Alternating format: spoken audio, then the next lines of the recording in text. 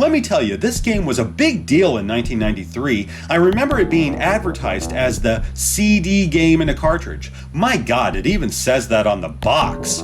The game was a bestseller on Genesis, though it would invade many platforms before the next console generation. It was on several computer systems, Super Nintendo, Atari Jaguar, and the list goes on. I have 3 of them. Here we have the Genesis game as well as Sega CD and 3DO. Both Sega games include a comic prologue produced by Marvel, consuming half the instruction booklet. Talk about going above and beyond. A welcome addition to an already phenomenal package. This artwork is gorgeous. Alright, enough fapping. On with the show. Developed by Delphine Software International, Flashback is a cinematic platform game where you play as Conrad Hart, an agent for the Galaxia Bureau of Investigation that discovers extraterrestrials hiding amongst humans.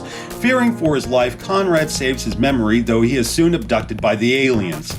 They erase his memory, but Conrad escapes, only to be shot down over a thriving jungle on Titan.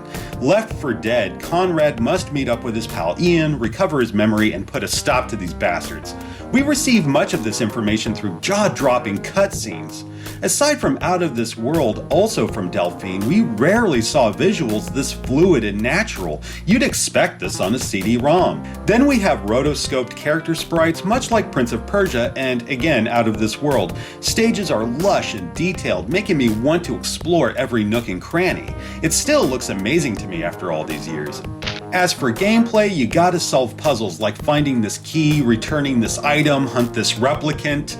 Yeah, it actually uses the word replicant. Must every sci-fi game steal from Blade Runner? Is it some kind of unwritten rule? Whatever. There's a good bit of variety here. Some puzzles involve a timed run through an obstacle course of death, which are almost as maddening as they are thrilling. Seriously, these sequences can wear on your patience at times, for the control is difficult to grasp early on. Many actions must be performed with a combination of the A button and D-pad, pressing A and down to lower yourself gently from a ledge or A and up to jump forward. Delphine got a lot of mileage out of one frickin' button. Not exactly pick up and play, though it does work, and well. Then you have combat. Here you gotta press C to draw your weapon, then A to shoot. The action escalates as you move onward, though Conrad's given a force field on level 2. When set as your item, you can deflect gunfire by pressing B. It only lasts for a second, so your timing's gotta be perfect. Otherwise, you're taking a hit. The game isn't without its flaws. Some sections can drag, specifically level 2. Once Conrad recovers his memory, he needs to get back to Earth, but that's easier said than done. You gotta meet up with a forger that tells you, hey, you don't have enough cash. Great. Then you gotta go to City Hall, hand them a fake ID, only to receive a work permit so you can work a series of odd jobs, buy the papers, take part in a crazy game show called Death Tower, win the grand prize, which just so happens to be a free ride to Earth, and good lord, this took forever. To be fair, there's at least one temporary save kiosk per stage, so it's not that bad, though it only works up until you turn the game off. If you want to beat the level, you gotta work it from start to finish. Flashback has its fair share of irritations that plague this genre, such as enemy placements that make them exceedingly difficult to kill, or bits where you're gonna die a few times before you figure out what's needed. Regardless, it's great fun and very rewarding. I highly recommend it. As far as the ports are concerned, there are some differences worth noting. We'll start with the Sega CD. The first change you'll notice instantly is the cutscenes. They are now pre-rendered CG sequences sporting more detail and even voice acting. Hi, Conrad. You must be wondering how you recorded this message without remembering it. 1,500 credits. 1,500? Yeah, I'm taking a big risk here. But I don't have enough. The Whopper from War Games sounded more lively. Shall we play a game? Oh. I like these scenes well enough, though I feel they lack the dramatic punch found in the Genesis version. That, and they wreak havoc on my OCD because they're off-center. What the hell? The music retains many of the same themes used on Genesis, which is great. The only difference here is they've been fleshed out considerably with more instrumentation and CD quality audio.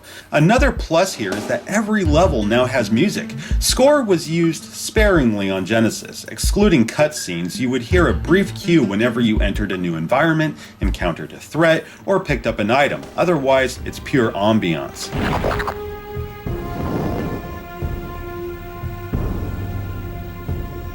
The soundtrack only adds to the experience, and get this, it's not in any other version. That's right, the running soundtrack is exclusive to Sega CD. Even the voice acting heard during gameplay is unique to the platform, which makes you wonder, what does 3DO have to offer?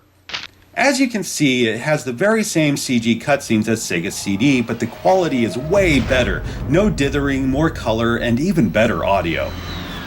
More minute changes are character sprites. They're a little sharper, more color, etc. Nothing too crazy. As for Conrad's shirt, your guess is as good as mine. From what I've read, aside from Genesis and Sega CD, Conrad's shirt is magenta in every other version. I have no idea why that is, and quite honestly, I don't like it. Other than higher quality cinemas and faster load times, 3DO doesn't bring anything new to the table.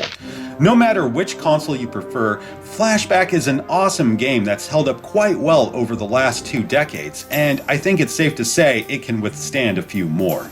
I just wish I could say the same thing about Fade to Black. Woof.